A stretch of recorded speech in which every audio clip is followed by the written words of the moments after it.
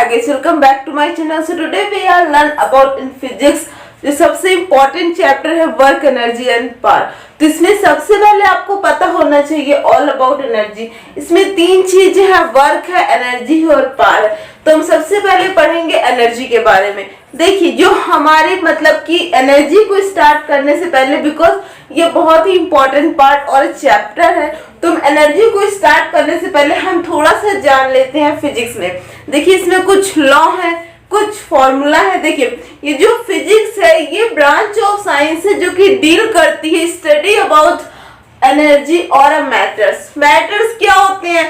वो मैटर्स वो होते हैं जो कि किसी भी स्पेस को ऑक्युपाई करते हैं। Any substance that occupies space और have mass is known as a matter. ये तो कॉमन सी बात हुई। उसके स्टेट्स भी होते हैं सॉलिड, लिक्विड, गैस और प्लाज्मा। तो प्लाज्मा यहाँ पर नहीं है, ये केमिस्ट्री में है। तो यहाँ पर हम सॉलिड, लिक्विड, गैस से भी काम चला सकते हैं। अब ये हुआ थोड़ा सा बेसिक। अब देखिए एनर्जी के मतलब ये जो हमारा होता है फिजिक्स, एक तो होता है it's deal with the study of energy and matters. दूसरी डेफिनेशन क्या है? It deals with the study of nature. तीसरी है it deals with the study of nature and also we can natural phenomenon. तो ये सिंपल सी बातें थी, कुछ बेसिक डेफिनेशंस थी जो कि पूछी जाती हैं वैसे एग्जाम में नहीं, लेकिन आपको पता होनी चाहिए। अब देखिए इसके बाद आता है कि जो हमारी फिजिक्स है मेनली दो चीज में डिवाइड है, एक एनर्जी और दूसरा मैटर। तो मैटर मैंने आपको बता दिया, मैटर वो होता है क्योंकि मैटर का यूज ये जो है ये सॉलिड, लिक्विड, गैस, ये इसका यूज तो नहीं होता, लेकिन इसके बीच में जो पार्टिकल्स दिए जाते हैं न्यूमेरिकल्स में वो बहुत ही ज्यादा यूज होते हैं। तो आपको यहाँ सिर्फ इतना जान लेना है कि मैटर वो होते हैं जो कि स्पेस को ऑक्युपाई करते हैं। चाहे उसमें आपको व्हील, चेयर कुछ भी दे दिया जाए, आप समझ जाइए कि वो मैटर है, मतलब प्लेस ऑक्युपाई कर रहा है, उसका मास है, वॉल्यूम है, इसलिए हम उसे मैटर कहते हैं। अब वो स्पेस को जो ऑक्युपाई करता है, कॉमन सी बात है, उसके अंदर मास होगा ही होगा। जितना मास होगा उतना ही वॉल्यूम भी होगा। अब उसके बाद हमारा नेक्स्ट आता है क्या? नेक्स्ट हम लोगों का आता है ये देखिए सॉलिड। तो ये solid, liquid, gas, these are the three states of matter. समझ में आया? अब देखिए सॉलिड, लिक्विड के और गैस का केस कब होता है? हम यहाँ पर तीन बॉक्सेस को लेंगे। हमने यहाँ पर तीन बॉक्स को लिया। अब देखिए सॉलिड है, solid stands for S, liquid L और गैस जी। अब इन तीनों के बीच में जो आपका डिफरेंस है आप उसको एक बार समझ लीजिए। देखिए सॉलिड वो होते हैं, अगर आपको न्यूमेरिकल्स पोर्शन में या कहीं पर भी अभी आप इलास्टिसिटी पढ़ोगे तो इसका यूज आएगा। देखिए अगर कोई भी पार्टिकल एकदम अच्छे से है जिनके बीच पर बिल्कुल भी स्पेस नहीं है, तो समझ जाइए कि वो कौन से पार्टिकल है? Solid particle. अब देखिए उसके बाद ऐसे पार्टिकल जो कि थोड़ा बहुत क्या कर सकते हैं? फ्रीली हिल डुल सकते हैं, उन्हें कहते हैं लिक्विड। अब तीसरा आता है क्या हम लोगों का? गैस, जो कि फ्रीली मूव करते हैं। अब उसके बाद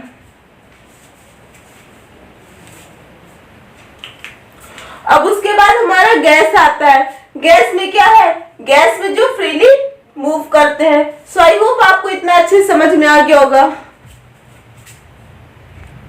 तो आपने सॉलिड, लिक्विड और गैस के पार्ट में क्या देखा? देखिए सॉलिड वो होते हैं, हमने तीन बॉक्सेस को लिया, डिस्कस अबाउट द मैटर। हमने तीन बॉक्स को लिया, पहला था सॉलिड के लिए, दूसरा था लिक्विड का और तीसरा था गैस का। आपने यहाँ से क्या सीखा? देखिए सॉलिड के पार्टिकल कैसे होते हैं? एकदम अटैच होते हैं, हिल भी नहीं सकते। अब देखिए लिक्विड का क्या होता है? जो हाँ थोड़ा बहुत क्या कर सकते हैं? हिल डुल सकते हैं। फिर आता है गैस का जो कि फ्रीली मूव करते हैं। ये तीन थे, समझ में आया? अब उसके बाद नेक्स्ट है फिजिक्स दो ब्रांच में डिवाइड है, एनर्जी और मैटर्स। मैटर के बारे में हमने सब कुछ डिस्कस कर लिया क्योंकि ये मैटर केमिस्ट्री का टॉपिक है, ना कि हमारे इस फिजिक्स का। तो मैटर के लिए इतना सफिशिएंट है, ठीक है। अब इसको वहीं पर लीव कर दीजिए। अब आते हैं एनर्जी पर। एनर्जी क्या होती है? एनर्जी के कुछ लॉ है, लॉ ऑफ थर्मोडायनेमिक्स है, बहुत सारी चीजें हैं जो कि आपको जानना इंपॉर्टेंट है क्योंकि ये एग्जाम में पूछी जाती हैं। अब देखिए अभी तक आप सोच रहे होंगे कि मैटर ये बेसिक था, फिजिक्स की डेफिनेशन बेसिक थी, ये सब नहीं पूछा जाता है। यहाँ पर एनर्जी, हर चीज एनर्जी से ही फिजिक्स में। आपने कहीं पर भी देखिए काइनेटिक, पोटेंशियल, थर्मल, रेडिएंट, कोई ना कोई ग्रेविटेशनल, हर जगह एनर्जी ही यूज होती है और वो भी हर एक चैप्टर में। देखिए अब एनर्जी क्या होता है? आप किसी काम को करते हो, आप किसी काम को इतना ही कर सकते हो जितनी आपके पास एनर्जी है। अगर आप किसी काम को 2 घंटे लगातार कर सकते हो तो आपके पास मतलब ज्यादा एनर्जी है। मतलब the capacity to do work is known as energy. वो कैपेसिटी, वर्क को करने की जो कैपेसिटी होती है उसे एनर्जी होगी, उसी को एनर्जी कहते हैं। जितनी ज्यादा एनर्जी होगी उतना ही हमारी कैपेसिटी होगी। अगर एनर्जी बहुत कम है तो कैपेसिटी 10-15 मिनट की होगी, इसे कहते हैं एनर्जी। अब एनर्जी के अलग अलग प्रकार, टाइप होते हैं। अब देखिए एनर्जी मेनली 2 में है, फॉल की गई है, एक पोटेंशियल, दूसरी काइनेटिक। अब देखिए यहाँ पर तो काइनेटिक एनर्जी और पोटेंशियल एनर्जी के लिए आपको अलग अलग वीडियो में दोनों के बारे में पढ़ाया जाएगा, क्योंकि ये जो काइनेटिक और पोटेंशियल है ये ऐसे है जो कि बहुत ही ज्यादा डेप्थ से जानना इंपॉर्टेंट है। अब देखिए अब यहाँ पर हमारी एनर्जी आई। एनर्जी में क्या होता है, capacity to do work is known as energy. अब एक लॉ ऑफ थर्मोडायनेमिक्स है, एनर्जी के बारे में समझिए, उसे लॉ ऑफ थर्मोडायनेमिक्स समझिए। बात एक की है, देखिए एनर्जी कहती है it can neither be created nor be destroyed, it can change from one form to another form। Energy को ना ही हम कभी क्रिएट कर सकते हैं और ना ही कभी डिस्ट्रॉय कर सकते हैं। ये एक फॉर्म से बस दूसरे फॉर्म में कन्वर्ट या चेंज हो जाती है। ये सिंपल सा था लॉ ऑफ थर्मोडायनेमिक्स। आप केमिस्ट्री में पढ़ोगे इसे थर्मोडायनेमिक्स चैप्टर में, जो कि चैप्टर आपका 11th चैप्टर है। उसमें आपको पढ़ना पड़ेगा first, second and third law of thermodynamics. तो फर्स्ट लॉ ऑफ थर्मोडायनेमिक्स यही है। क्लियर? अब देखिए अब टाइप्स ऑफ एनर्जी है, तो एनर्जी की तो बहुत ज्यादा टाइप्स होती हैं, तो हम एक एक करके अच्छे डिस्कस करेंगे। जैसे कि यहाँ पर हमने 10-11 टाइप्स ऑफ एनर्जी ली हुई है बेसिकली।